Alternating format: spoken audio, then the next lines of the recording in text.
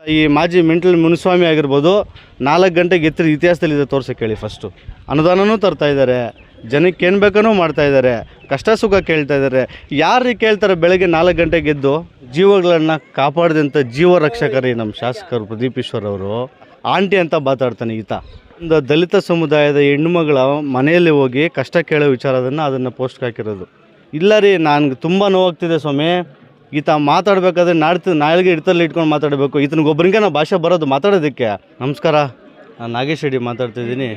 ನಾನು ಈ ಮಾಧ್ಯಮ ಸುದ್ದಿಗೋಷ್ಠಿ ಕರೆದಿರ್ತಕ್ಕಂಥ ಉದ್ದೇಶ ಏನಪ್ಪ ಅಂತಂದರೆ, ನಿನ್ನೆ ಶಿಡ್ಲಘಟ್ಟ ಸರ್ಕಲಲ್ಲಿ ಒಬ್ಬ ಮೆಂಟ್ಲು ಗಿರಾಕಿ, ಕೋಲಾರ ಮಾಜಿ ಸಂಸದ ಮುನಿಸ್ವಾಮಿ ಅವರು, ಅವನೊಬ್ಬ ದೊಡ್ಡ ಮೆಂಟ್ಲು ಗಿರಾಕಿ. ಅವನು ಯಾವಾಗೂ ಮಾತಾಡ್ತಾ ಇರ್ತಾನೆ.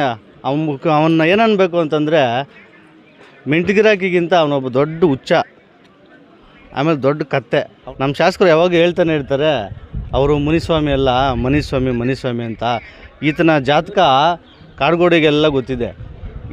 ಈತ ಮುಚ್ಚಿಡ್ಕೊಂಡು ಓಡ್ತಿದ್ದ. ಈ ದೊಡ್ಡ ರೌಡಿಸಮ್ ಗಿರಾಕಿ ಈತ ರೌಡಿಸಮು ಚಿಕ್ಕಬಳ್ಳಾಪುರದಲ್ಲಿ ಮಾಡ್ತೀನಿ ಅಂತ ಬಂದರೆ ಇಲ್ಲಿ ಶಾಸಕರು ಏನು ಸುಮ್ಮನೆ ಇರೋದಿಲ್ಲ. ಈತ ವಿಚಾರಗಳು, ಅಭಿವೃದ್ಧಿ ವಿಚಾರ ಇರ್ಬೋದು, ಈ ಥರ ಆಂಬುಲೆನ್ಸ್ ವಿಚಾರ ಇರ್ಬೋದು, ನೀನು ಪ್ರಶ್ನೆ ಮಾಡೋಕ್ಕೂ ಎಲ್ಲರಿಗೂ ಇರ್ತದೆ. ಆದರೆ ಮಾತಾಡುವಂಥ ಸಂದರ್ಭದಲ್ಲಿ ಕೀಳು ಮಟ್ಟದಲ್ಲಿ ಮಾತಾಡೋಕ್ಕೆ ಬಂದರೆ ನಿನಗಿಂತ 10ರಷ್ಟು ಕೀಳು ಮಟ್ಟದಾಗಿ ಭಾಷೆ ಮಾತಾಡೋವಂಥದ್ದು ನಮಗೂ ಬರ್ತದೆ. ನಾವು ಸುಮ್ಮನೆ ಕೂತ್ಕೊಂಡಿರೋಕ್ಕಾಗೋದಿಲ್ಲ. ಈತ ಮಾತಾಡ್ತಾರೆ. ಈ ಮೆಂಟಲ್ ಮುನಿಸ್ವಾಮಿ ಈ ಆಂಬುಲೆನ್ಸ್ ವಿಚಾರ ಮಾತಾಡಿದ್ರು.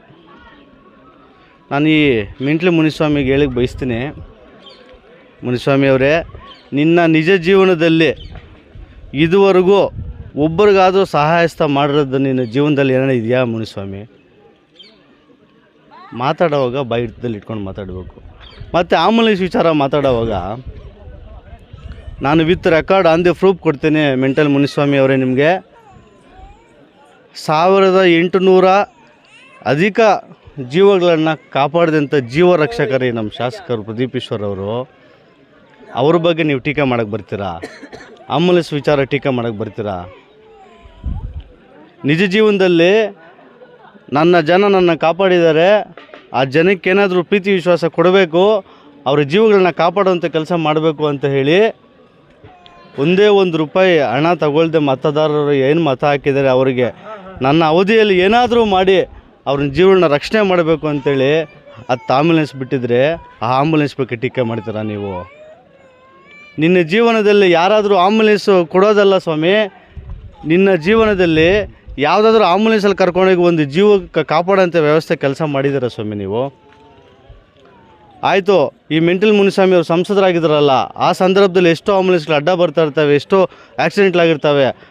ಅಂಥ ಸಂದರ್ಭದಲ್ಲಾದರೂ ನಿನ್ನ ಕಾರಲ್ಲಿ ಕರ್ಕೊಂಡೋಗಿ ಯಾವತ್ತಾದರೂ ಟ್ರೀಟ್ಮೆಂಟ್ ಕೊಡಿಸಿ ಜನ ಕಾಪಾಡೋಂಥ ಕೆಲಸ ಮಾಡಿದೆ ಸ್ವಾಮಿ ನೀನು. ನನಗೆ ತುಂಬ ನೋವಾಗ್ತಿದೆ ಸ್ವಾಮಿ.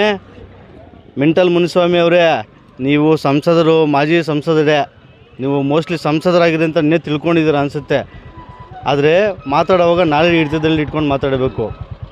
ನಿನ್ನ ಜೀವನದಲ್ಲೇ ಈ ಮುನಿಸ್ವಾಮಿ ಅವ್ರಿಗೆ ಚಾಲೆಂಜ್ ಮಾಡಿ ಹೇಳ್ತೀನಿ, ಮಿಸ್ಟರ್ ಮೆಂಟಲ್ ಮುನಿಸ್ವಾಮಿ ಅವರೇ, ನಿನ್ನ ವೃತ್ತಿ ಜೀವನದಲ್ಲಿ ಒಂದು ದಿನ ಆದರೂ 4 ಗೆದ್ದಿದ್ದು ಇತಿಹಾಸದಲ್ಲಿ ಇದೆಯಾ? ನೀನು ತೋರ್ಸಪ್ಪ ನೋಡೋಣ.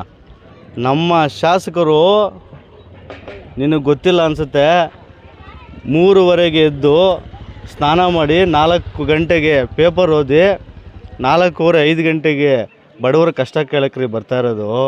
ಇಲ್ಲ ರೀ, ನನಗೆ ತುಂಬ ನೋವಾಗ್ತಿದೆ ಸ್ವಾಮಿ. ಈತ ಮಾತಾಡಬೇಕಾದ್ರೆ ನಾಳೆಗೆ ಹಿಡ್ತಲ್ಲಿ ಇಟ್ಕೊಂಡು ಮಾತಾಡಬೇಕು. ಈತನಿಗೊಬ್ಬರಿಗೆ ನಾವು ಭಾಷೆ ಬರೋದು ಮಾತಾಡೋದಕ್ಕೆ. ನಮಗೇನು ಭಾಷೆ ಬರೋದಿಲ್ವಾ? ಎಚ್ಚರಿಕೆ ಕೊಡ್ತಾಯಿದ್ದೀನಿ. ನೀನು ಇನ್ನೊಂದು ಸಾರಿ ನಮ್ಮ ಶಾಸಕರ ಬಗ್ಗೆ ಮಾತಾಡಿದ್ರೆ ನೀನು ಶಿಡ್ಲಘಟ್ಟ ಬಿಟ್ಟು ಸ್ವಲ್ಪ ಮುಂದೆ ಬರೋಷ್ಟಲ್ಲೇ ನೀನು ಅಲ್ಲೇ ಅಡ್ಡ ಹಾಕಿ ನಿನ್ಗೆ ಏನು ಬೇಕೋ ಕೆಲಸ ಮಾಡಬೇಕಾಗ್ತದೆ ಸ್ವಾಮಿ. ಎಲ್ಲ ಪ್ರಶ್ನೆ ಮಾಡಬೇಕಾಗ್ತದೆ ನಿನಗೆ. ಈಗ ಟೈಮ್ ಎಷ್ಟಾಗಿದೆ ಸ್ವಾಮಿ? 9:30 ಆಗಿದೆ. ನಮ್ಮ ಶಾಸಕರು ಬೆಳಗ್ಗೆ 4 ಗಂಟೆಗೆ ಎದ್ದು ಪೇಪರ್ ಓದಿ ಸ್ನಾನ ಮಾಡಿ 5 ಗಂಟೆಗೆ ಬಂದು ಮಂಚನಹಳ್ಳಿಯಲ್ಲಿ ಜನರ ಕಷ್ಟ ಕೇಳಕ್ಕೆ ಬಂದಿದ್ದಾರೆ ಸ್ವಾಮಿ. ಬಂದು ನೋಡಿ ಮಾತಾಡಬೇಕಾದಾಗ ನಿನ್ನ ವೃತ್ತಿ ಧರ್ಮ ರಾಜಕೀಯ ಇರ್ಬೋದು, ರಾಜಕಾರಣದಲ್ಲೇ ಪ್ರಶ್ನೆ ಮಾಡೋಕ್ಕೆ ಎಲ್ಲರಿಗೂ ಇರ್ತದೆ. ಆದರೆ ಪ್ರಶ್ನೆ ಮಾಡುವಾಗ ಯಾವ ರೀತಿ ಪ್ರಶ್ನೆ ಮಾಡಬೇಕು ಅನ್ನೋದನ್ನು ತಿಳ್ಕೊಂಡು ಮಾತಾಡಿದ್ರೆ ಒಳ್ಳೆಯದಾಗ್ತದೆ. ಅದು ಆಂಬುಲೆನ್ಸ್ ವಿಚಾರ ಮಾತಾಡೋವಾಗ ಅದ್ರ ಮೇಲೆ ಪೋಸ್ಟರ್ ಹಾಕಿದ್ದಾರೆ. ಆ ಪೋಸ್ಟರ್ ವಿಚಾರ ಹೇಳ್ತೀನಿ ನಿಮ್ಗೆ ಬರೆದಿಟ್ಕೊಳ್ಳಿ. ಒಂದು ದಲಿತ ಸಮುದಾಯದ ಹೆಣ್ಣುಮಗಳ ಮನೆಯಲ್ಲಿ ಹೋಗಿ ಕಷ್ಟ ಕೇಳೋ ವಿಚಾರದನ್ನು ಅದನ್ನು ಪೋಸ್ಟ್ಗೆ ಹಾಕಿರೋದು. ಇನ್ನೊಂದು ವಯಸ್ಸಾಗಿರೋಂಥ ಅಜ್ಜಿಗೆ ಕಷ್ಟ ಕೇಳುವಂಥ ಸಂದರ್ಭದಲ್ಲಿ ಹಾಕಿರೋದು ಪೋಸ್ಟ್ ಅದು. ಅರ್ಥ ಆಯ್ತಾ? ಆಂಟಿ ಅಂತ ಮಾತಾಡ್ತಾನೆ ಈತನಿಗೆ ಆಂಟಿ ಇರ್ಬೋದು, ಆದರೆ ದಲಿತ ಹೆಣ್ಣುಮಗಳ್ರಿ ಅವ್ರ ಕಷ್ಟ ಕೇಳೋಕ್ಕೆ ಹೋಗಿರೋದು.